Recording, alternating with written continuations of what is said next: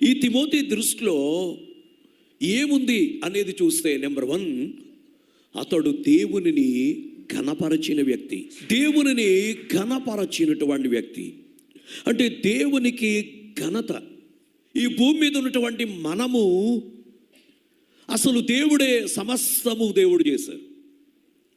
దేవుని బట్టే మన గుండె కొట్టుకుంటుంది. దేవుని బట్టే 2025 సంవత్సరము నుండి దేవుని బట్టే, దేవుని కృపను బట్టే 2026 సంవత్సరములోనికి మనం వచ్చాం.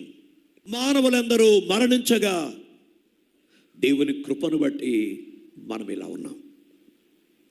మన గుండె ఈనాటికి కొట్టుకుంటుంది అనంటే, మనము నిద్రపోయి లేవగలుగుతున్నాము అనంటే, భోజనము చేసిన తర్వాత అది అరుగుతుంది అనంటే, ఆరోగ్యం వస్తుంది అనంటే, అది నీ జాగ్రత్త కాదు.